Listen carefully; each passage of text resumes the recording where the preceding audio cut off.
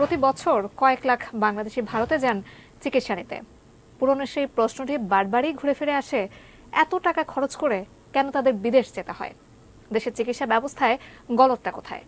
ভারত থেকে ফিরে মনিরুল ইসলাম মিন্টুর রিপোর্ট, ছবি তুলেছেন আব্দুল আলিম। কলকাতায় অ্যাপোলো মাল্টি স্পেশালিটি হাসপাতাল। ভেতরে বসার জায়গা নেই, বাইরে অপেক্ষায় বাংলাদেশ থেকে যাওয়া মিলন খান। দেশের চিকিৎসা সেবার মান নিয়ে হতাশায় তাকে এই বয়সে বিদেশে নিয়ে এসেছে।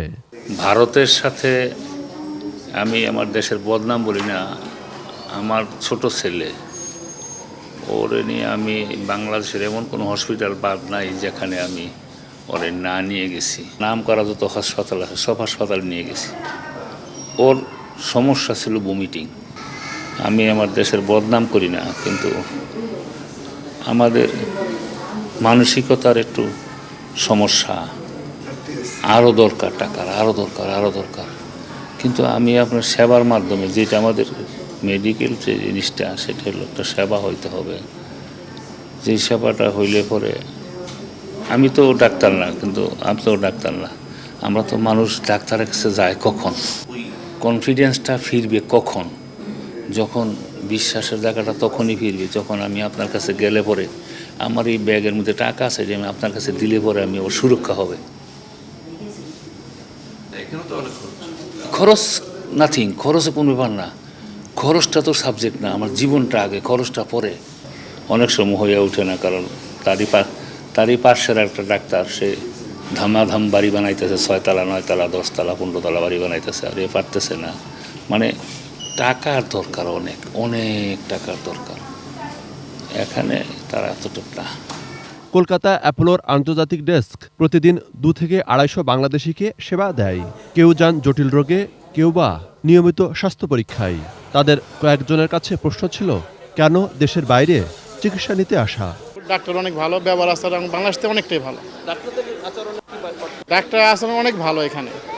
অনেক আমাদের যে কোথা থেকে বাংলাদেশ আসছে এই কথা বললে অনেকটা আমাদের এখানে আমাদের সময় দেয়, অনেক সময় নিয়েও দেখে। আর বাংলাদেশে এতটা সময় নেয় না যতটা সময় এখানে নেয়। বাংলাদেশে আর এখানে পার্থক্যের মধ্যে, রিপোর্টের মধ্যে অনেকটাই পার্থক্য পাইছি।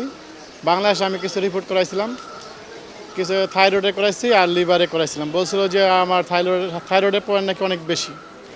তো এখানে যে করানোর পরে দেখুন থাইরয়েডের পয়েন্ট অনেকটাই কম। আরেকটা আপনার যে লিভারের জন্য যে চিকিৎসাটা বাংলাদেশে করছিলাম, প্রায় পপুলারে 20,000 টাকা নিয়েছিলাম আমার টেস্টের জন্য। নেওয়ার পরে ওই বলতেছে যে আমার লিভারে নাকি সমস্যা।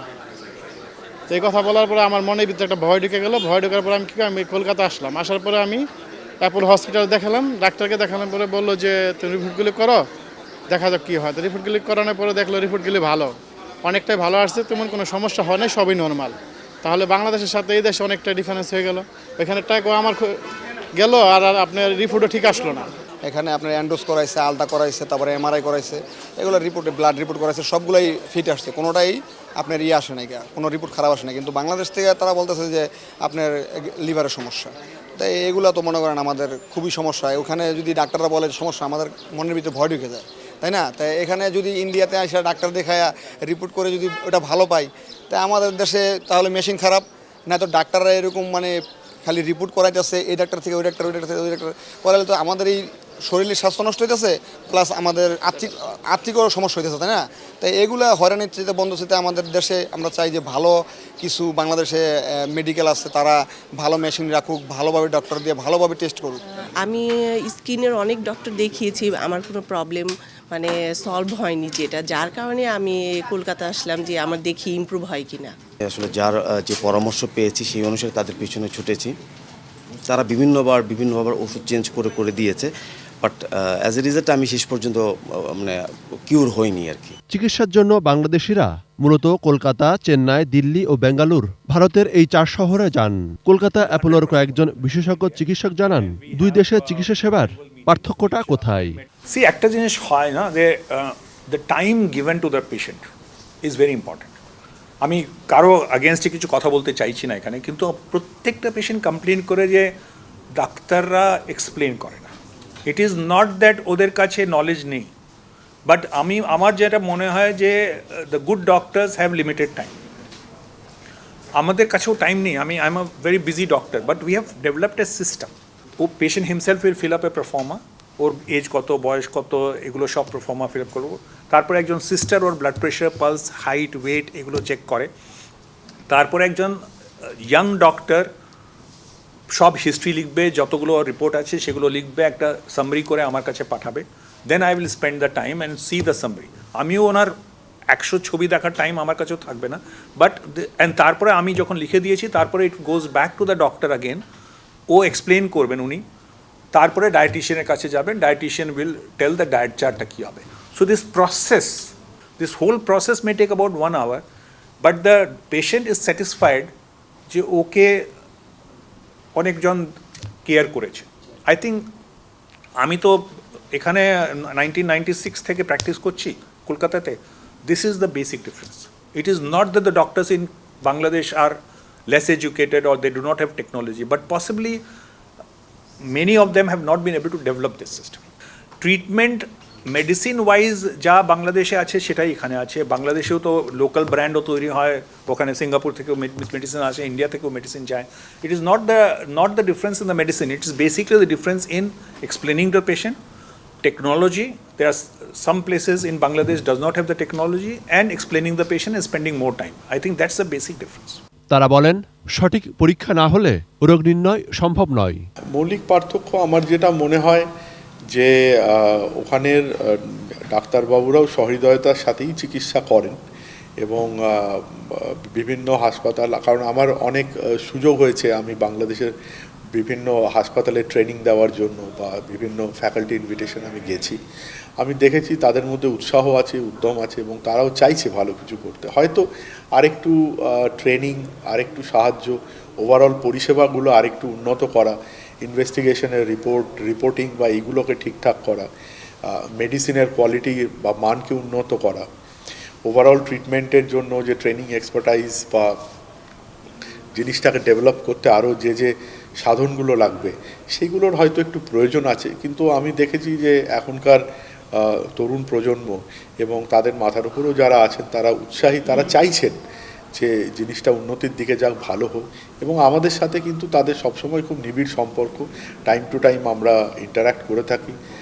এবং বাংলাদেশের কোনো ডাক্তার যারা উন্নতি করতে চাইছে তারা যদি আমাদের এখানে এসে আমাদের সাথে থেকে কাজ শিখতে চান, সেই রাস্তা কিন্তু খোলা। আমরা খুব recently visiting fellow programme start করেছি, এবং বহু ইয়াং ছেলেরা, মেয়েরা যারা ট্রিটমেন্ট আরও ভালো করে শিখতে চাইছে তারা আমার সাথে নিয়মিত যোগাযোগ রাখে। তারা আমাদের সাথে থেকে কাজ শেখার সুযোগ ডেফিনেটলি পাবেন। কিছু তো সমস্যা আছে, আমরা ইনভেস্টিগেশনগুলো এখানে একটু রিপিট করে দেখে নিই, এবং আমার মনে হয় যে এত বড় একটা কান্ট্রি, তাদের চিকিৎসা পরিষেবাটা এখনও হয়তো কয়েকটা ফোকাসড এবং ভালো সেন্টারের মধ্যে হয়তো কিছুটা ভালো চিকিৎসা পাওয়া যায় বা সম্ভব, বা ইনভেস্টিগেশনগুলো রিলায়েবল। কিন্তু আমার মনে হয় এটা আরও সামগ্রিকভাবে পুরো দেশে ছড়িয়ে দেওয়ার প্রয়োজন আছে। কারণ বিভিন্ন স্টেট বা বিভিন্ন বড় সেন্টার, সেখানের যদি এই জিনিসটা আরও বেটার ওয়েতে ইমপ্রুভ করা যায়, ছড়িয়ে দেওয়া যায়, তাহলে সামগ্রিকভাবে আমার মনে হয় মানুষের সুবিধা হয়। সুতরাং সব কিছুই দরকার। আপনার যেরকম শুধু মেশিন আনলেই চলে না, মেশিনের পেছনে মানুষটাও ইম্পর্টেন্ট। তো man behind the machine, that is very important. সেখানে একটা ট্রেনিংয়ের পার্ট আছে, ট্রেনিং, ডেভেলপমেন্ট।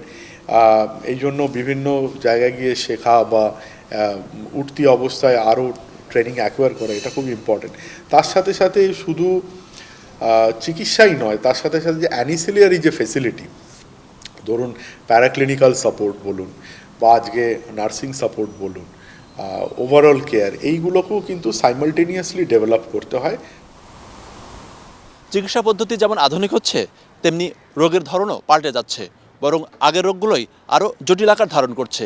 এক্ষেত্রে এই অ্যাপোলোর বিশেষজ্ঞ চিকিৎসকরা বলছেন, শুধু আধুনিক প্রযুক্তিই নয়, পুরো চিকিৎসা সেবার মধ্যে সমন্বয় ঘটাতে না পারলে ভালো সেবা দেওয়া সম্ভব নয়। মনির ইসলাম, মিন্টু, 18 নিউজ, কলকাতা, ভারত।